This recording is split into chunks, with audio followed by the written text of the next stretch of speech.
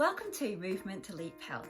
I'm Anna from Leap Health and I work with individuals and organisations to improve both their physical and mental health so that they can improve productivity and happiness at both a personal and professional level. So why is it so important that we move? Well, two reasons here. First of all, is that in the majority of cases, it's absolutely free. It is a free, really effective medicine. And if you look at the start of many algorithms for many chronic diseases, the number one starting point is diet and lifestyle measures.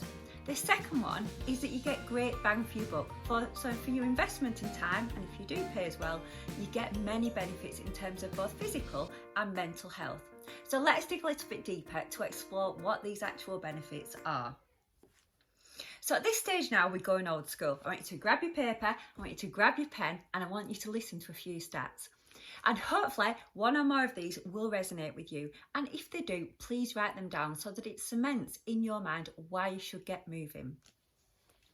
So the NHS state that it is clinically proven that people who regularly exercise have an up to 35% lower risk of coronary heart disease and stroke. They have up to 50% lower risk of type 2 diabetes, up to a 50% lower risk of colon cancer, up to a 20% lower risk of breast cancer, a 30% lower risk of early death, up to an 83% lower risk of osteoarthritis, up to a 68% lower risk of hip fracture, a 30% lower risk of falls amongst older adults, up to a 30% lower risk of depression, and a 30% lower risk of dementia. And if none of those stats have grabbed you yet, don't throw your pen and paper down just yet, because here's a few more reasons why you should get moving. The first one of these is sleep, and sleep is so important to many aspects of our health. And if you would like more information around sleep tips or the benefits of sleep, please get in touch with me at anna@leaphealth.co.uk.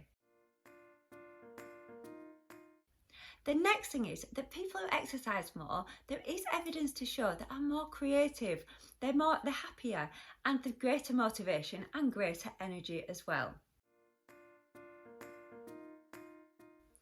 Movement is also a really good way to manage your weight. Whether you want to gain weight, lose weight, or just maintain weight, exercise and movement is key to managing this. It's also a really good tool to increase connection. Even if you're not meeting with people in person to train together, you can still connect by setting each other goals or even walking and talking at the same time. And finally, people who are generally more active, who are more motivated and have greater energy, are usually more productive. So I hope you've written something down out of all those reasons. Make it visual, make it real, and make it live. So whatever you've written down, take a picture with your telephone, put it as a screensaver, or put whatever you've written down somewhere that you're going to see. Maybe put it next to your running trainers. Put it somewhere that gives you that reason why you need to move and why it's important to you. So what is the optimal amount of movement per week? Well, the NHS recommend that we move for 150 minutes per week, and this would be moderate exercise. They do say that if it's high intensity or vigorous exercise, then that would be around 75 minutes per week. So moderate exercise may be something like cycling or brisk walking, and vigorous exercise might be like a HIIT class or running for quite a while, something that's really going to challenge you. But it is important to recognise that these are guidelines, so they are not individualised. These are for the general population, but what is key is to really understand what is the optimal amount for you. Now, these came about from a study that was carried out, a systematic review in 2013 of over 174 studies. And this is where the figure of 150 minutes came from. There was then a follow-up to this carried out in 2016 that did show that if you go beyond this, you do get additional benefits as well. But the data that is currently lacking is to know exactly how far beyond this you are still getting a benefit. And as I said, it is individualised, and you can train too much, and there is an element of overtraining, which then wouldn't benefit you. So it's all about finding out the optimum level for you. So we all know people that get up at the crack of dawn and exercise for hours and hours in the gym and think that that's what it's all about. But wait there, it's not all about that. It's all about fitting it into your lifestyle and making it something that you enjoy. And this is why this has been titled Movement to Leap Health and not just Exercise to Leap Health. So let's explore some more ways that we can move within our life and enjoy it as well. So here are a few ideas of how you can incorporate movement within your day that's actually enjoyable and manageable. So again, pick up your pen and paper and write down any that you think might work for you. So number one is, why not make yourself a little 5-minute circuit that you could quickly do at any point during the day when you've got that time spare. It's quite easy to make up a circuit. Usually it's the same exercises that people do, and maybe plan to do them 30 seconds on, 30 seconds off, or challenge yourself more, 40-50 seconds off with a 20 or 10-second rest. But have that 5-minute circuit as a quick go-to if you've got time within your day. And if you've got longer time during your day, repeat the circuit as many times as you can. Number two, YouTube. YouTube is a fantastic go-to with loads and loads of workouts on there that you can quickly do to suit your time limitations or your exercise ability as well. So find your favourite YouTube exercise workout routines, write them down, save them as favourites on your phone so that you've got something quick to go to when you've got that time within your day. Number three is look at the way kids exercise. Take your mind back to being a child and how you loved movement. And we can learn so much from kids and mimic the way that they move. They enjoy it. So get back to the way that we were when we were children and move as you do when you're children. It's far more enjoyable than thinking about a daunting hour slogging it out in the gym. Number four, dance. Everybody loves to dance, and there must be one song that you love to dance to. And it accounts for movement. It's still exercise and it's still improving your health. Number five, set yourself a challenge. If you've got a goal in mind, you're far more likely to stick to it. So set yourself maybe a number of K that you want to walk per day, or set yourself a challenge with other people that you know to keep each other motivated. Number six, applies to everybody unless you live in a bungalow. Everybody has got stairs in their house. And when lots of people are working from home at the moment, it is a great way to get a little bit of movement in between activities.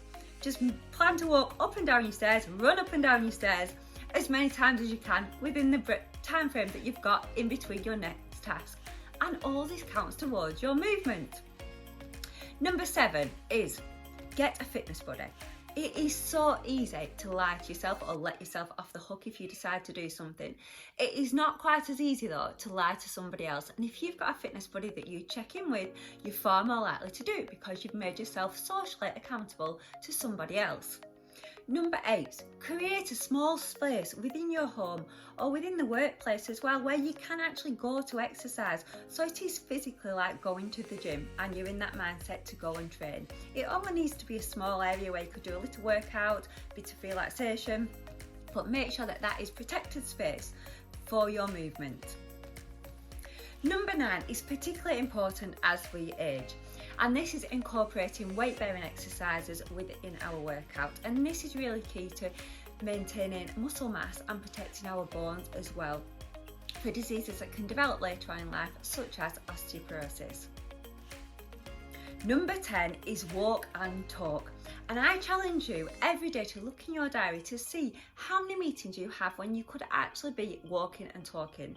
When we're working from home, it is so easy to fall into the trap of just sitting in front of Zoom all day and assuming that every task you must be sat at your desk.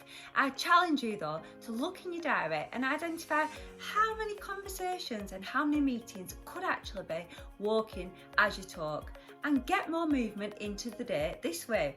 And as you do that, others are joining you as well. So you're not only getting yourself moving, you're also getting others moving as well and making health contagious. Now at the moment, as we're working from home more and more, we're losing that commute to work. And often people use this commute to work as their exercise. Even if you were just walking to the train or walking to the bus or walking to your car, this was still movement that you're missing out on. So create your own commute. Be creative. Make a walk round the block, make a jog round the block, and that is your commute to work. It will also set you up for the day and make you mentally stronger because you're in that mindset when you get back to get on with work.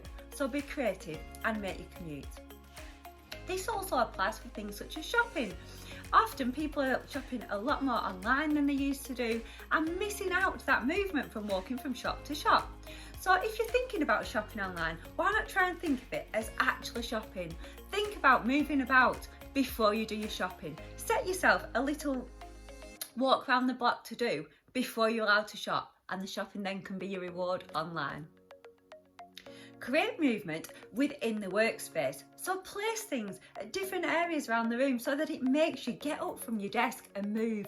Put things in different places that are really going to mean that you have to get away from that computer. You have to get moving. We mentioned dancing earlier, now we're going to mention songs, and I'm sure everybody has a song that makes them motivated and raises the mood straight away. And once you've raised your mood and your energy, you're far more likely to move. So work out what your song is, cast your memory back, and always think about what song makes you happy and what song makes you motivated, and use it as a tool to get you moving. So there's so many times also during the day when we just stand, when we could actually be moving. So think of those simple daily tasks when we're just standing, when you could be moving. So such as putting the kettle on, or maybe putting the washing on, or just little tasks like that when you could actually be moving, and just incorporate a few minutes movement while you're just standing. So often it's a lot nicer to be able to train with other people, but we can't always do it because people are at different fitness levels. So find ways around it. It might be that you can run faster than somebody else, so the other person gets on the bike and you go out together. It might be that you do a home workout together and one of you uses weights and the other doesn't. Find ways around it so that you can train together and motivate each other, but change the intensities so that you both get a challenging workout. Next one is share what you're doing. Make health contagious. If you found a workout that's good, share it with someone else. If you found something that works, share it with something else. And the more you surround yourself by people that are healthy, the more health becomes contagious and you become healthy yourself as well. And finally, and this is the most important thing, find something that you enjoy. Make sure it's something that you enjoy, because if you don't, you won't sustain it.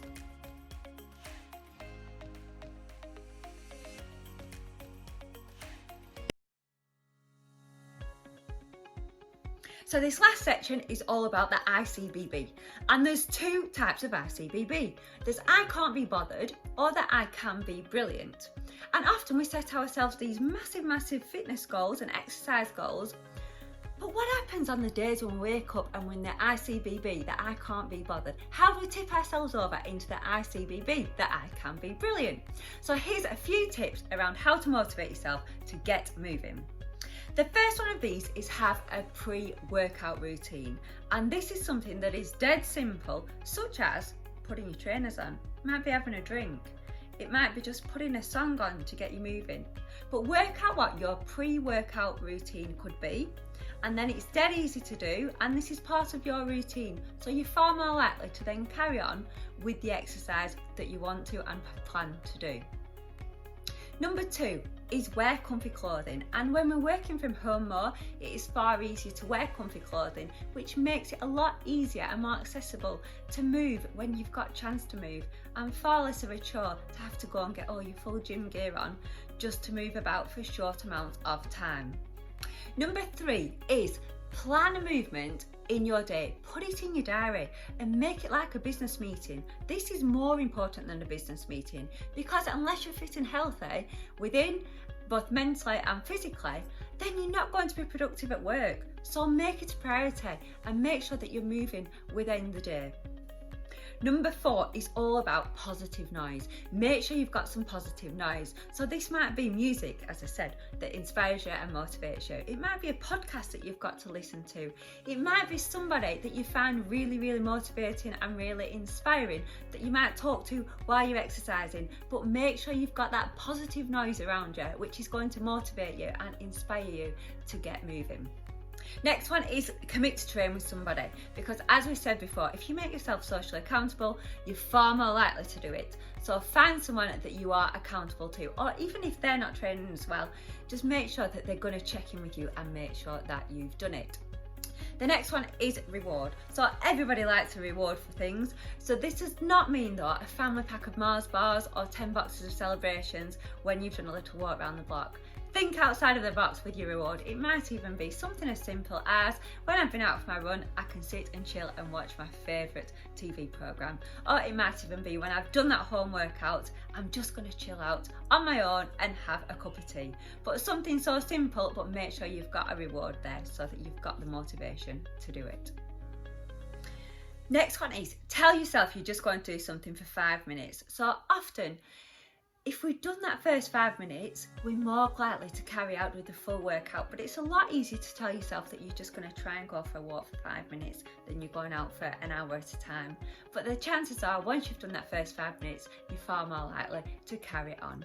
The next one is visualise yourself at the end of your workout, and visualise that feeling of moving and how you feel at the end of it. And it's also great to keep a diary and record maybe for a week how you felt before you exercised, how you felt during exercise, and how you feel at the end of exercise. And then that is a good go-to on the days when you really can't be bothered, so that you can actually see it in writing that yeah, you do feel good after you've moved or after you've exercised.